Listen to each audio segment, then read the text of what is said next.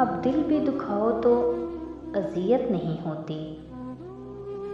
हैरत है किसी बात पे हैरत नहीं होती। अब दर्द भी एक हद से गुजरने नहीं पाता।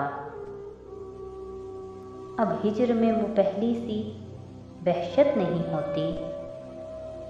होता है तो बस एक तेरे हिज्र का शिकवा, वरना तो हमें कोई शिकायत नहीं होती। कर देता है बेसाख्ता बाहों को कुशादा, जब बच के निकल जाने की कोई सूरत नहीं होती। दिल खुश जो नहीं रहता तो इसका भी सबब है, मौजूद कोई वजह मुसर्रत नहीं होती।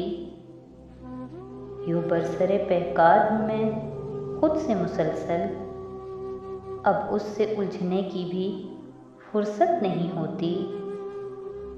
अब यूँ भी नहीं है कि वो अच्छा नहीं लगता, यूँ है कि मुलाकात की सूरत नहीं होती। ये हिज्र मुसलसल का वजीफ़ा है मेरी जान, एक तर्क सुकूनत ही तो हिजरत नहीं होती। तो 4 बरस जितने भी हैं जबर ही सह लें, इस उम्र में अब हमसे बगावत नहीं होती। मज़ीद ऐसी वीडियोज़ के लिए हमारे चैनल को सब्सक्राइब करें। बहुत शुक्रिया।